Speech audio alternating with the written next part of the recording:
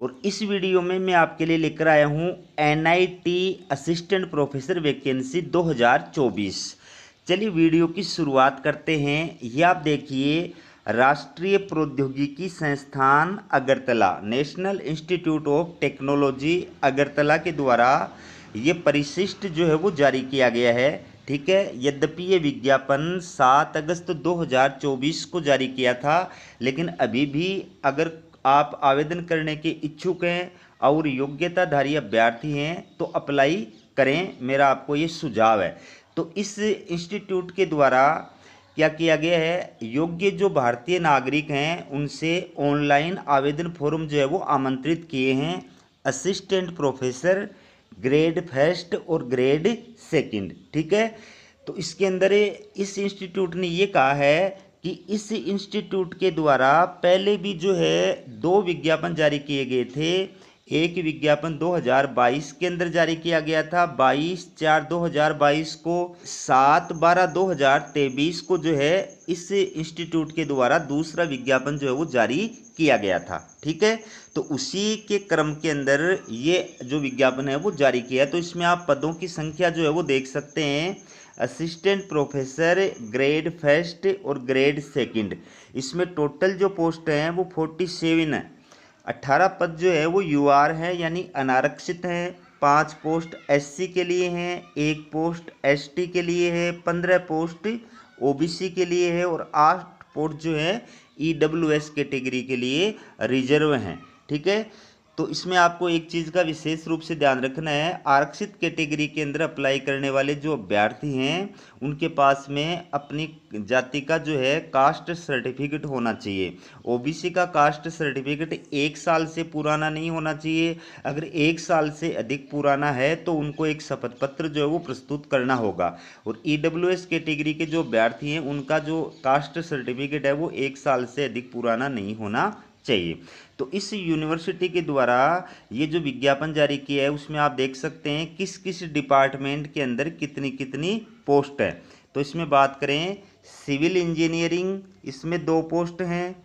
फिर mechanical engineering, इसके अंदर 2 पोस्ट हैं।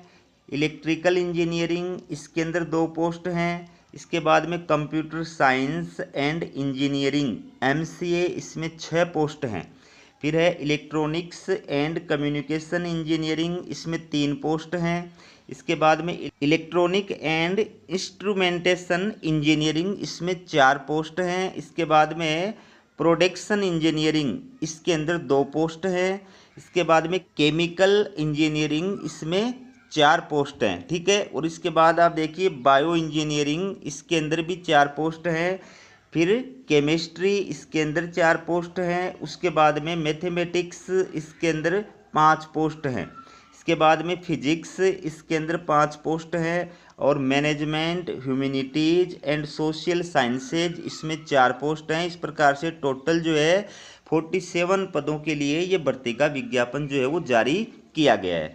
इसमें यूनिवर्सिटी ने ये कहा है कि पदों की जो संख्या है उसमें कमी या वृद्धि भी की जा सकती है। ठीक है, ये इंस्टीट्यूट के पास में अधिकार सुरक्षित रहेगा कि वो चाहे जब पदों की संख्या को घटा या बढ़ा सकती है। ठीक है, बाकी इसके अंदर अगर आप आवेदन करने के इच्छुक है तो आपको ऑनलाइन आवेदन करना है। ये यूनिवर्सिटी की इंस्टीट्यूट की ऑफिशियल वेबसाइट है, यहाँ पर जा कर के आपको जो है ऑनलाइन आवेदन करना है। बाकी जिन अभ्यर्थियों ने ये जो विज्ञापन जारी किए गए थे इस इंस्टीट्यूट के द्वारा, इससे पहले 2 विज्ञापन जो जारी किए थे, अगर आपने दोनों में से किसी भी विज्ञापन के तहत अप्लाई किया था तो अब आपको जो है दोबारा अप्लाई करने की आवश्यकता नहीं है।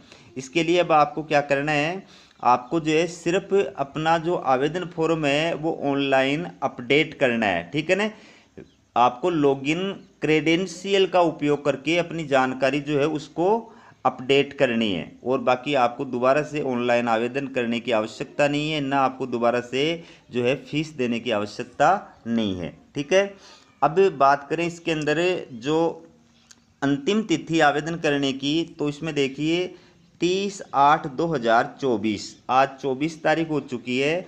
इसमें 30 अगस्त जो है वो लास्ट तारीख है। 30 अगस्त तक आप जो है इसमें चाहें तो अप्लाई कर सकते हैं। बाकी विस्तृत जानकारी के लिए ये इंस्टीट्यूट की ऑफिशियल वेबसाइट है, यहाँ पर जाकर के आप पूरा जो विज्ञापन है उसको देखिएगा और उसके पश्चात जो है अप्लाई कीजिएगा।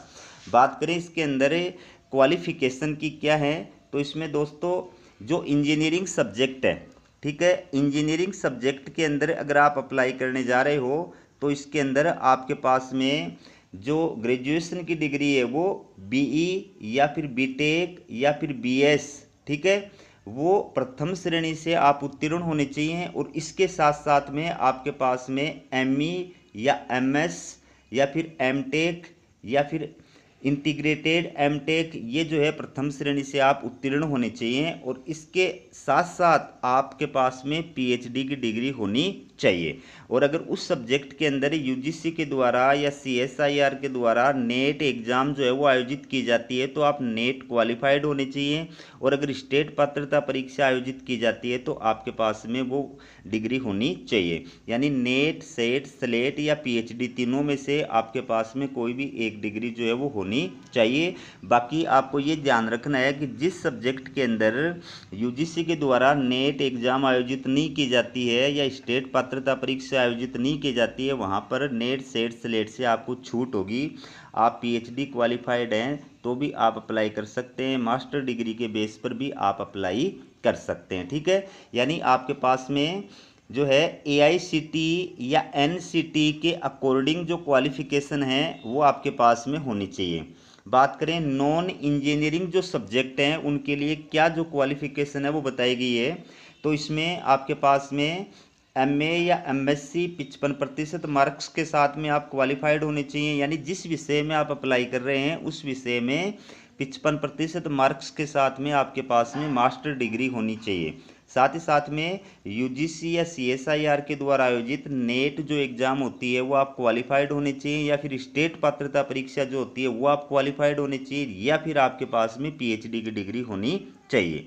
लेकिन पीएचडी की जो डिग्री है वो आपके पास में यूजीसी रूल्स 2009 या 2016 के अकॉर्डिंग होनी चाहिए।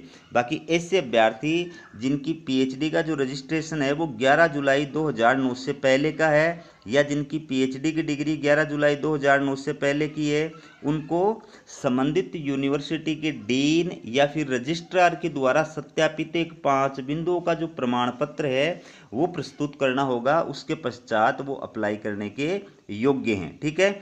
तो इसमें आपका जो सिलेक्शन होगा वो इंटरव्यू के आधार पर किया जाएगा। और इंटरव्यू के लिए अभ्यर्थियों को जो है इंस्टीट्यूट का जो कमेटी होगी, शॉर्ट लिस्टिंग या स्क्रीनिंग जो कमेटी होगी वो आपके एपीआई स्कोर के आधार पर आपको शॉर्ट लिस्टेड करेगी।